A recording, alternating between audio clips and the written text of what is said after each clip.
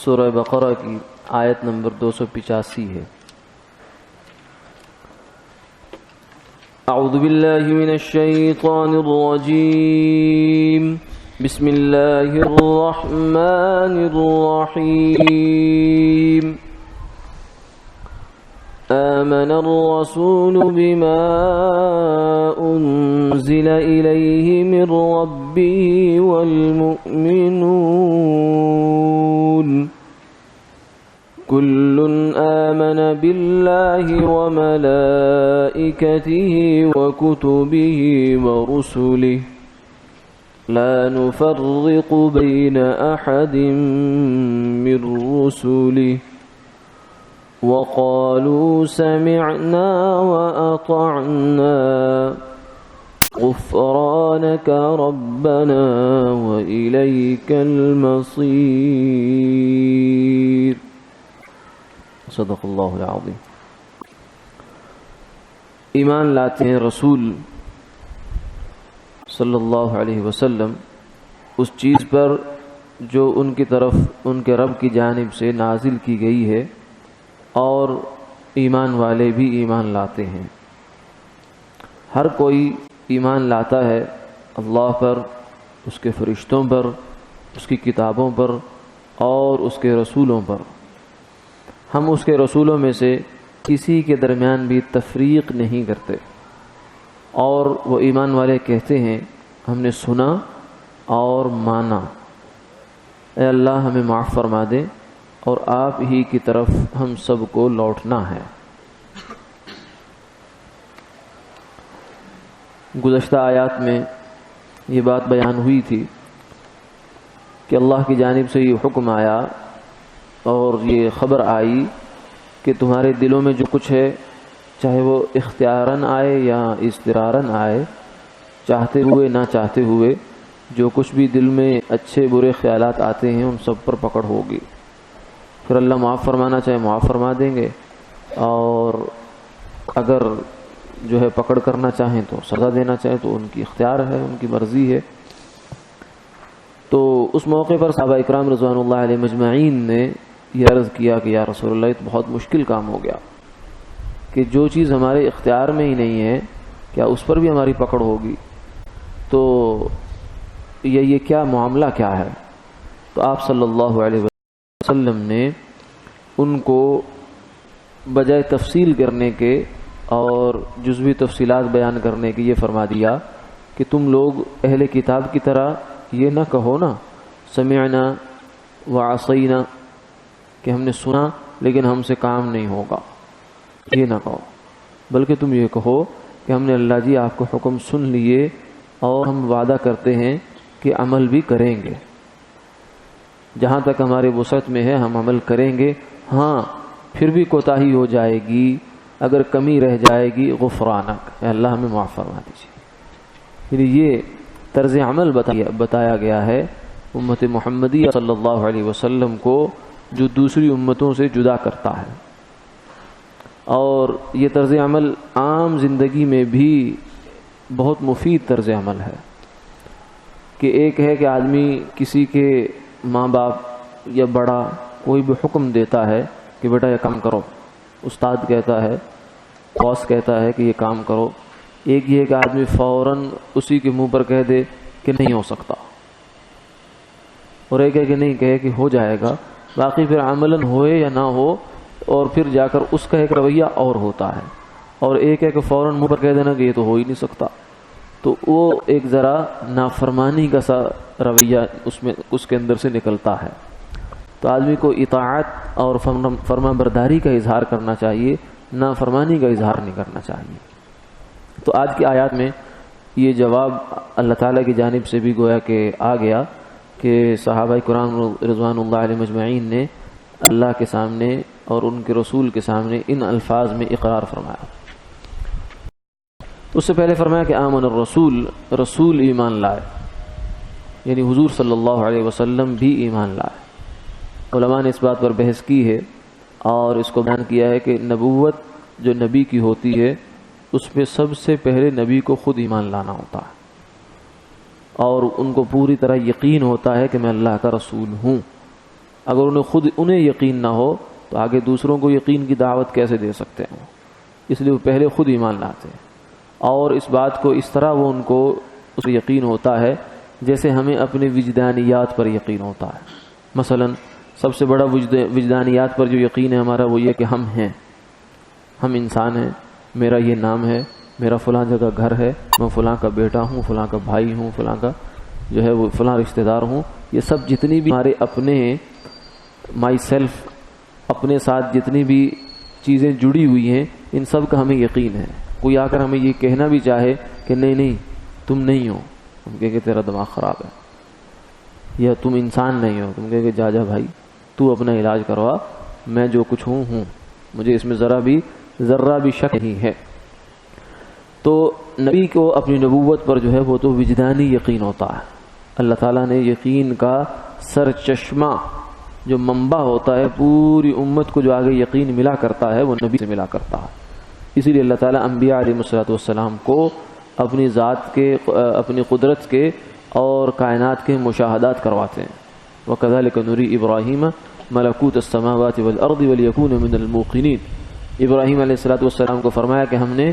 زمین و آسمان کی اپنے جو عجائبات ہیں وہ دکھائے تاکہ وہ یقین کرنے والوں میں سے ہو جائیں۔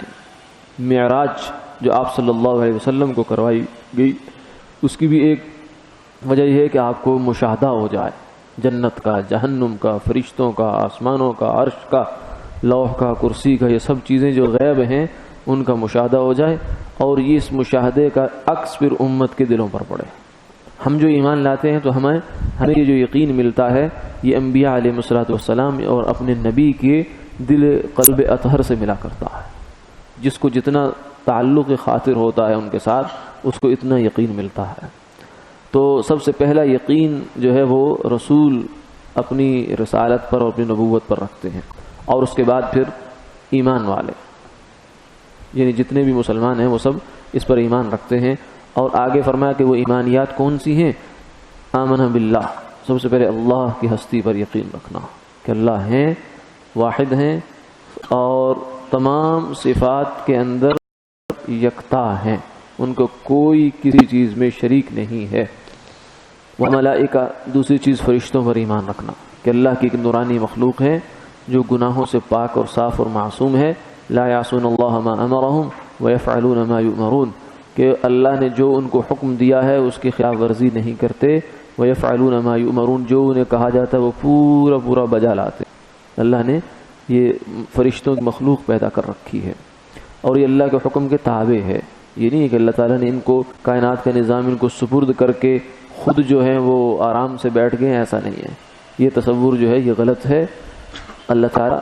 کے قدرت اور تصرف میں آج بھی ایک ایک ذرہ ہے۔ کائنات کا کوئی بھی کام اللہ کے براہ راست ارادے، قدرت، علم اور تصرف سے آزاد نہیں ہے۔ فرشتے بطور وسائط اور ذریعے کے استعمال ہوتے ہیں۔ بعض رات نے اس کی یہ بھی توجیہ کی کہ فرشتوں کو پیدا کرنے میں اللہ کی حکمت یہ ہے کہ اللہ تعالیٰ کی جو تجلیات ہیں اور اس کے انوارات ہیں وہ براہ راست اگر مخلوق پر پڑیں تو مخلوق میں تحمل نہیں ہے اس کو اٹھانے کا۔ جیسے کہ کوہ طور پر جب اللہ تعالیٰ نے تجلی فرمائی، موسیٰ علیہ السلام نے فرمایا ارینی لانظر الیک، یا اللہ اپنا آپ دکھائیں، میں دیکھنا چاہتا ہوں۔ قال لن ترانی، فرمایا کہ اس دنیا میں تو نہیں دیکھ سکتے، ہاں البتہ آپ کو اس چیز کا یقین کرانے کے لیے ایک تماشا کرتے ہیں۔ وہ کیا؟ فلما تجلی ربہ للجبل، اللہ تعالیٰ کی جب تجلی پہاڑ پر پڑی، جعلہ دکا، پہاڑ ریزہ ریزہ ہو گیا۔ وخر موسیٰ صعقا، موسیٰ علیہ السلام بے ہوش ہو کر گر پڑا۔ تو یہ اللہ تعالیٰ براہ راست جو تجلی ہے تو وہ تو بہت، اس کے اندر تو طاقت ہے، وہ تو برداشت سے باہر ہے۔ تو فرشتے، بعض علماء نے یہ بھی کہا کہ اللہ تعالیٰ کی گویا کہ تجلیات کو اپنے اوپر تحمل کر کے آگے مخلوق تک کام سر انجام دینے والی ایک مخلوق اللہ نے پیدا کی ہے۔ وَكُتُبِهِ، اللہ کی کتابوں پر ایمان رکھتے ہیں۔ جتنی بھی کتابیں اللہ نے بھیجی ہیں سب برحق تھی اپنے اپنے زمانے میں۔ ہاں فی الحال ہمارے لیے جو راہ ہدایت ہے اور سامان ہدایت وہ صرف پاک میں ہے، جس کو ہم نے ماننا ہے اور اس پر عمل کرنا ہے۔ باقی پرانی کتابوں کی اجمالا ہم تصدیق کریں گے، اجمالاً تصدیق کا مطلب یہ ہے کہ اللہ نے جب نازل کی تھی برحق تھی، اور اب بھی جو مضمون من جانب اللہ اس کے اندر ہے وہ برحق ہے، ہم اس کو مانتے ہیں، لیکن کیا ہے کیا نہیں ہے یہ ہمیں معلوم نہیں ہے، ہم اس کی ذمہ داری لیتے ہیں، کیونکہ ان کتابوں میں تحریفات ہو چکی ہیں، بہت بڑے بڑے پیمانے پر تحریفات ہوئی ہیں، خود ان کے ماننے والے، ان کے مذاہب کے ماننے والے عیسائی یہودی وہ خود اس بات کو تسلیم کرتے ہیں کہ اس میں گڑبڑ ہوئی ہے، تو اس لیے ہم اس کے ہر لفظ کی تصدیق نہیں کریں گے۔ ہاں قرآن پاک کے لفظ کی تصدیق ہم سے مطلوب ہے، زیر زبر کی تصدیق مطلوب ہے، اگر اس میں کوئی تصدیق نہیں کرتا تو اس کا ایمان ناقص ہے۔ ورسولہ، اور رسولوں پر بھی ایمان لاتے ہیں، رسول جو بھی ہیں، کچھ رسول تو معروف ہیں، کچھ رسول غیر معروف ہیں، یعنی کچھ رسولوں کے نام قرآن پاک میں ذکر ہو گئے، کچھ احادیث میں ذکر ہو گئے، لیکن رسولوں کی بہت بڑی تعداد ہے جنہیں ہم نہیں جانتے کون تھے کہاں تھے، لیکن ہم اجمالاً ان پر بھی ایمان رکھتے ہیں کہ جو بندہ بھی اللہ نے اپنے بندوں کی طرف اپنا پیغمبر بنا کر بھیجا ہم اس پر ایمان لاتے ہیں، وہ اپنے زمانے میں برحق تھا، پیغمبر تھا، ہم اس کی تصدیق کرتے ہیں، اور یہ خصوصیت صرف مسلمانوں کو حاصل ہے، لا نفرق بین احد من رسلی، کہ وہ کسی بھی اللہ کے بھیجے ہوئے پیغمبر کی تکذیب نہیں کرتے امت مسلمہ، ورنہ یہودی عیسیٰ علیہ السلام کو نہیں مانتے اور حضور صلی اللہ علیہ وسلم کو نہیں مانتے، اور عیسائی حضرت عیسیٰ علیہ السلام کو مانتے ہیں اور پچھلے ساروں کو مانتے ہیں، لیکن آخری پیغمبر کو نہیں مانتے حضور صلی اللہ علیہ وسلم۔ اس لیے یہ صرف امت محمدیہ ہے جو پورے شرح صدر کے ساتھ اور پورے فخر کے ساتھ یہ کہتی ہے لا نفرق بین احد من رسلی، اور جیسے رسولوں پر ایمان رکھنا ضروری سمجھتی ہے، اسی طرح ہر رسول کی عزت، عظمت، تقدس اور ناموس کی حفاظت بھی اپنا فرض سمجھتی ہے، یعنی صرف حضور صلی اللہ علیہ وسلم کی گستاخی یا آپ کی شان میں نازیبہ کلمہ یہ جرم نہیں ہے، بلکہ کسی بھی نبی کی شان میں کوئی بھی گستاخی یہ جرم ہے، مسلمان اس کو جرم سمجھتا ہے اور اپنا فریضہ سمجھتا ہے کہ اس کی روک تھام کرے۔ تو یہ کتنا پیارا اللہ رب العزت نے مسلمانوں کو یہ عقیدہ عطا فرمایا کہ کسی بھی رسول کی، یہی علماء نے یہ بات بھی نکالی،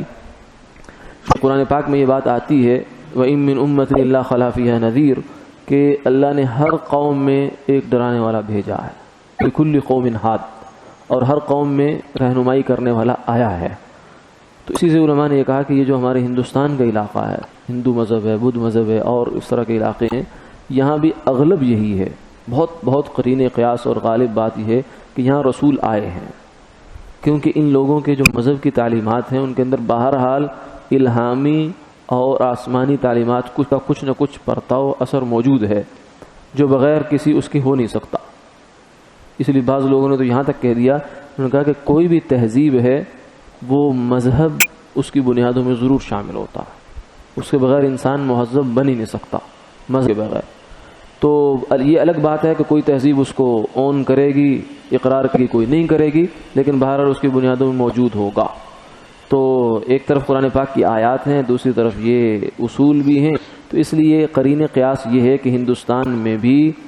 انبیاء علیہ السلام آئے ہوں گے، لیکن کون تھے، کیا نام تھے ان کے، یہ ہمیں معلوم نہیں۔ تو اس لیے احتمال ہے کہ ہندو جن کو اپنے بڑا کہتے ہیں ہو سکتا ہے وہ نبی ہوں، اور یہ بھی ہو سکتا ہے کہ نہ ہوں، اس لیے ہم یقیناً کچھ نہیں کہیں گے۔ کیوں؟ اس لیے کہ جیسے کسی کی رسالت کا انکار یہ جرم ہے، یعنی جس کے بارے میں معلوم ہے کہ اللہ کا رسول ہم کہتے ہیں نہیں ہے تو یہ کفر ہے، اور اسی طریقے سے جو اللہ کا رسول نہیں ہے اس کے لیے رسالت کو ثابت کرنا، اس کا اقرار کرنا، یہ بھی بہت بڑی ذمہ داری کا کام ہے۔ تو اس لیے یقینی طور سے کسی شخص کے بارے میں ہم یہ نہیں کہہ سکتے کہ یہ اللہ کے رسول تھے، کپل واسطو ہوں یا کوئی اور ہوں، یقیناً نہیں کہہ سکتے، احتمال ہے، ہو سکتا نہ ہو، نہ یقیناً ہم تردید کر سکتے ہیں، نہ یقیناً ہم تصدیق کر سکتے ہیں۔ ہاں جن کے بارے میں اللہ نے قرآن پاک میں بتا دیا، موسیٰ علیہ السلام، عیسیٰ علیہ السلام، دیگر انبیاء احادیث میں آگے، ان کے بارے میں ہم پورے شرح صدر کے ساتھ تصدیق کریں گے کہ یہ اللہ کے رسول تھے۔ لا نفرق بین احد من رسولی، تو یہ انبیاء علیہ السلام پر ایمان ہے۔ انہی آیات سے ہمیں وہ اشارہ ملتا ہے ان دو کلموں کی طرف بھی جو ہمارے یہاں بہت معروف ہیں، ایمان مفصل اور ایمان مجمل کے نام سے۔ یہ ذہن میں رہنا چاہیے کہ یہ کوئی حدیث یا قرآن کی چیز نہیں ہے، نہ قرآن میں اس تفصیل سے آتے ہیں یہ، نہ کسی حدیث میں آتے ہیں۔ آمنت باللہ کما هو باسمائہ وصفاتہ وقبلت جمیع احکام اقرار باللسان وتصدیق بالقلب، اور آمنت باللہ وملائکتہ وکتبہ ورسلہ والیوم الآخر والقدر خیرہ وشرہ من اللہ تعالی والبعث بعد الموت۔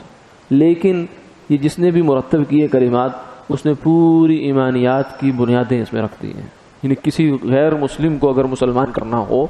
تو اس کے لیے اس کو کیا کیا چیزیں اس کی اقرار کروانا ضروری ہے وہ اس کے اندر موجود ہے۔ اللہ تعالیٰ کی وحدانیت، اسماء و صفات پر اور اس کے احکامات پر یقین رکھنا اور ماننا،